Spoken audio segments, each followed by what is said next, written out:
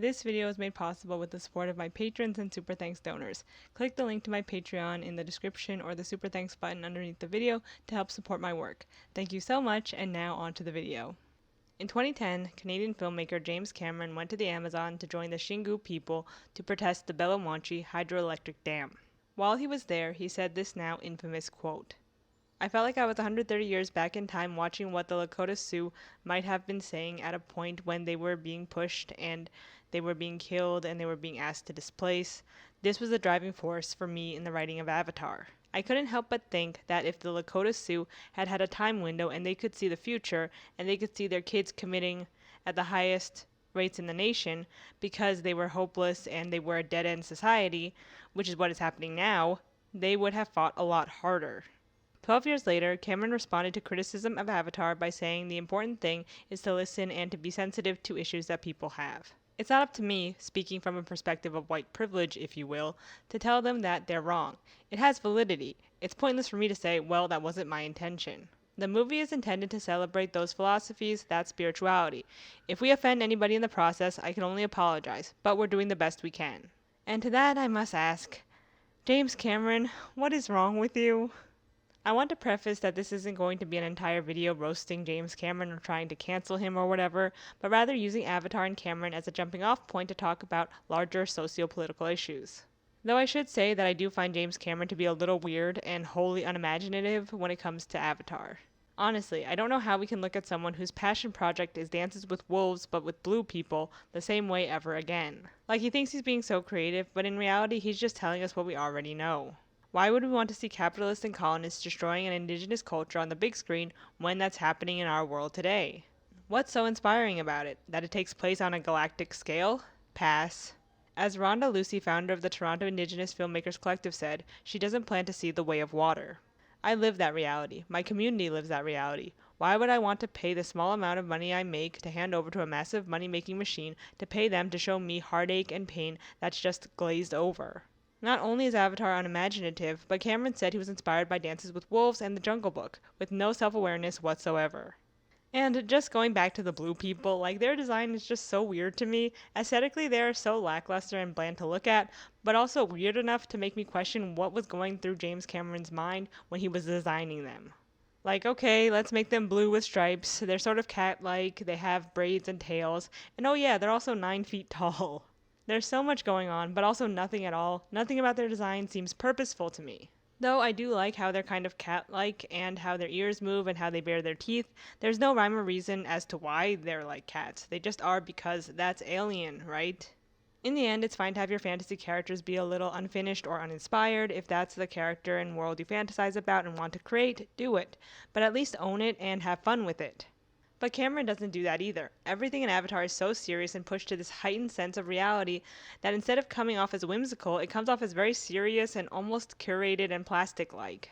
For example, Cats the musical, not the movie, is weird, but they at least have fun with it, but not Avatar, where everyone is serious 100% of the time. And I know the two are different genres and mediums, but Avatar could have been fun if it didn't involve the colonization plotline and actually explored the world of Pandora and met the Na'vi and more specifically the Omaticaya clan on their level. What's their day-to-day life like? What are their practices and traditions? What's domestic life like? Are there any other tribes? Do they have a writing system? We see that they have the Ikron thing and the orange pterodactyl thing and the tree that's their god and the home tree, but we only see those things through an outsider's perspective. And ironically enough, this outsider happens to be the best at everything, even better than some of the most skilled warriors, after only living with the Na'vi for 6 months. One thing I kept asking myself while watching the movie was, are there any other clans besides this one? This is answered in the sequel, but it didn't have to be. In the end, we never get to know the Na'vi as the Na'vi, and that really hurts any interesting world building that could have happened. Part of the fun of world building that is specifically talked about by Ford in Westworld Season 1 are the little things, the little gestures and moments that make up everyday life, and those are totally missing from the story, and instead we only see grand adventures because those center our outsider main character. The best way to describe the plot of Avatar is overdone and boring. Sully's change of heart is because of a woman. Yawn. His want is to get his legs back, but his need is to be accepted by society again. But to be accepted by society, he can't be disabled. Rather than society working to accommodate him, he needs to conform to society. It's not only boring, but really offensive. Life on Pandora could have been accessible. The Na'vi could have included disabled members, showing how a communal anti-capitalist society is beneficial to those marginalized in our reality, but no, that would be too big of a leap for Cameron's mind to take. So Jake Sully is a disabled veteran who has been outcast by society and by the military. He's called into the Oh my god. He's called in to take his brother's place on a mission because his biodata is the only one who'll match his brother's avatar. The military promises that if he does well on this mission, which is to find the location of this unobtainable source dubbed unobtainium, subtle, he'll get his legs back. According to this article from Disability Studies Quarterly, or DSQ, to provide the appearance of a paraplegic's atrophied legs, director James Cameron commissioned the production of prosthetic legs for Worthington, and post-production digitally edited out any trace of the actor's actual legs. The DSQ comments how Avatar furthers this concept that Robert McRuer had termed compulsory able-bodiedness. McRuer notes that definitions of able-bodiedness are articulated in negative terms, as in free from disability, so that able-bodiedness is always dependent on disability, in the same way that heterosexuality is definitively dependent on homosexuality. While such a binary implies two choices, people are socially compelled to adhere to only one, rendering the expectation that everyone at all times desires to be able-bodied. For example, Jake Sully is disabled, so it's automatically assumed that he must hate himself. Thus, one of the driving motivations and love for his avatar self is that he can use his legs. And once Jake is able-bodied in his avatar form, Cameron frames him as a Christian-like figure. Seedlings overwhelm Jake's body as he holds his long blue arms outstretched in a divine Christ pose. It's an image steeped in paternalism. At last, the white able-bodied savior has arrived. Avatar recognizes ableism as it shows how hard Sully's life is as a disabled veteran. He gets mocked and taunted by his own colleagues, but rather than them needing to change and society needing to change as a whole, it's Jake who must change. In addition, as this article pointed out, the Na'vi are supposed to be the perfect image of creation, the kindly angelic counterpoint to humanity. In trying to convey this idea, an unfortunate undercut manifests in which the pure vision of creation is one devoid of disabled people. Interestingly, Avatar: The Way of Water appears to be confronting this problem by featuring openly deaf performer C.J. Jones as a Na'vi character. But either way, at least in the first movie, this flawless foil to humanity also says there's no fat people.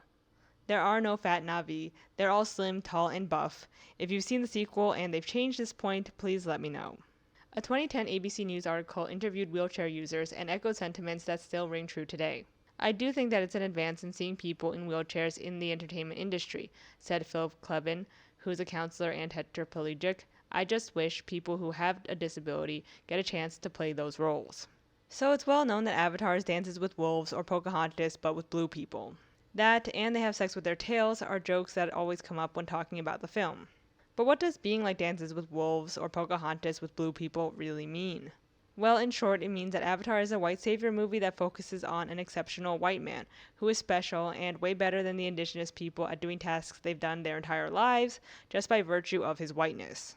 For example, Jake is framed as a divine figure to the Na'vi. He gets his own Ikron and he's able to ride the orange pterodactyl or Toruk that only 5 members of the tribe have ever been able to do. The more experienced warriors in the tribe are obviously and rightfully pissed at Jake for his mad skills because they've been training their whole life and he's been here for like a day.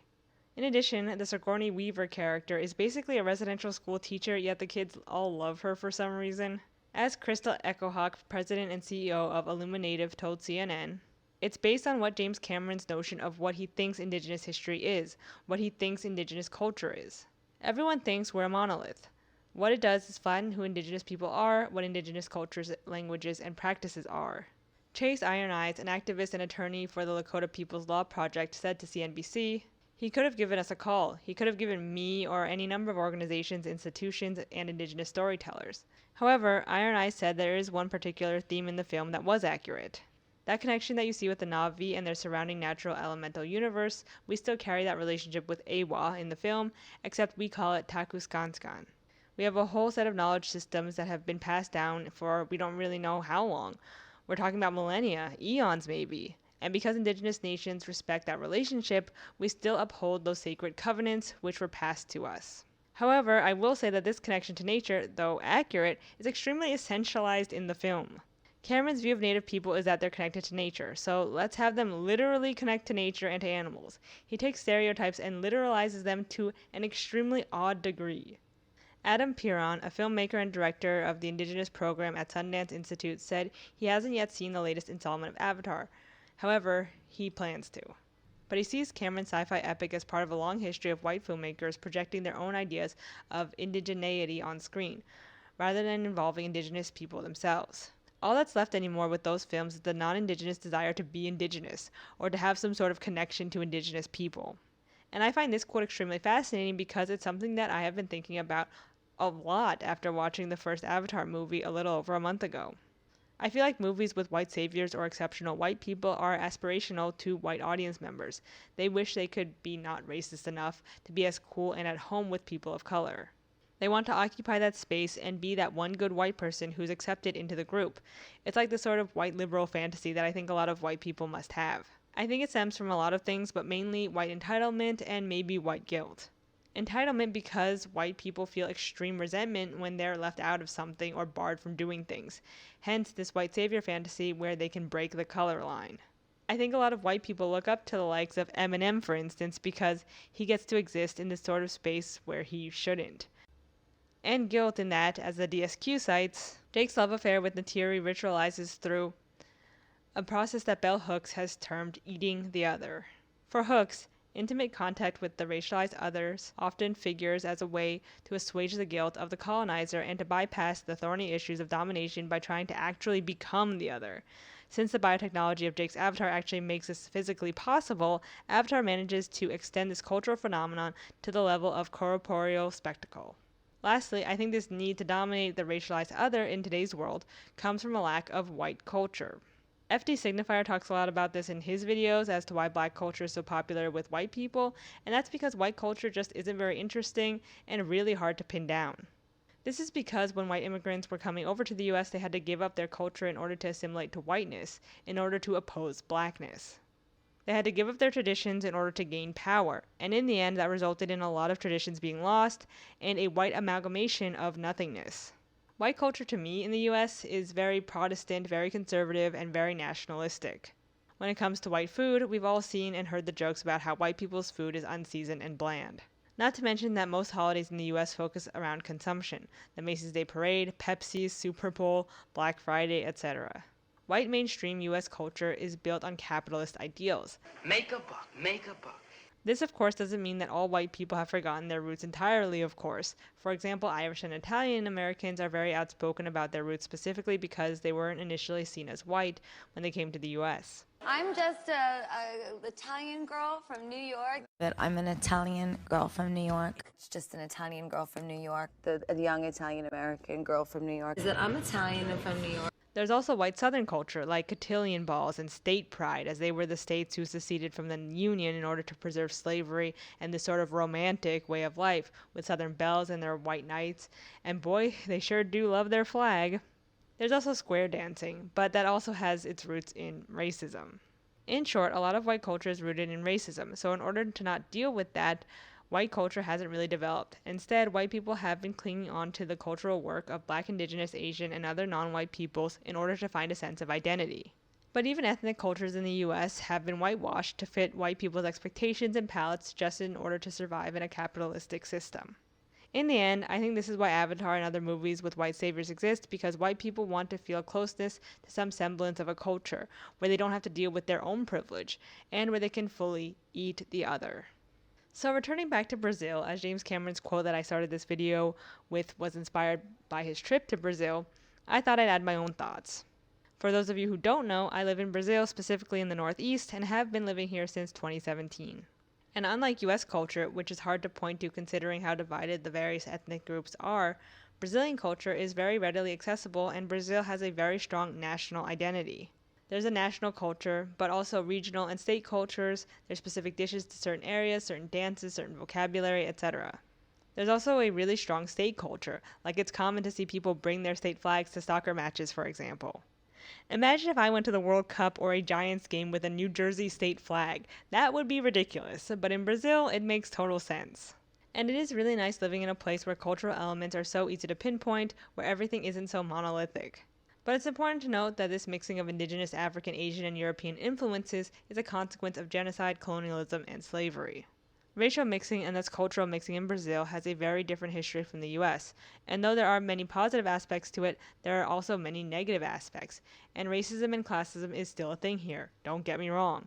But I will say that having state, regional, and a national culture does help to make people feel a little less alienated from one another. Of course, I say this after a very big and dividing moment in Brazilian politics, but what can you do? These are just some things I'd like to touch on that I didn't know where else to put them in the video, so here they are in a numbered list. Firstly, I haven't seen the sequel and don't plan to anytime soon. Secondly, again, I'm not trying to cancel James Cameron, I think he's doing his best like he said, but he still just comes off as very odd to me. Thirdly, it was really unclear to me in the first movie if Neytiri knew Jake was an avatar. Like at the climax, she's carrying around his limp body. Does she know that it's because he woke up in his human form and that his consciousness is elsewhere, or does she think that he's just a heavy sleeper? In the end, she finds out, but is that supposed to be a reveal? It was very unclear to me. Fourthly, as someone who was adopted by white people and whose name is of a Native American tribe that I have nothing to do with, I just wanted to say that I'm aware of that, and I know that naming someone after a tribe is really awful. Lastly, everyone makes the "they have with their tails" joke, but in the version I saw on Disney Plus, that wasn't the case, and they cut the scene before any of that happened. So my question is, do they really do that with their tails? And honestly, them having their privates on their tails is so weird to me and makes me question James Cameron even more. So that's it for the video. In the end, Avatar is so bad, and I have no idea why or how it got so popular, especially since even if you don't care about the offensive parts, it's just really boring and unimaginative. I'm going to link a thread of Indigenous-led sci-fi movies to watch instead in the description, so check those out, and I'll also link the sources to this video down below. So that's it for this one. Thank you so much for watching. I hope you enjoyed it, and I'll see you in the next one. Bye.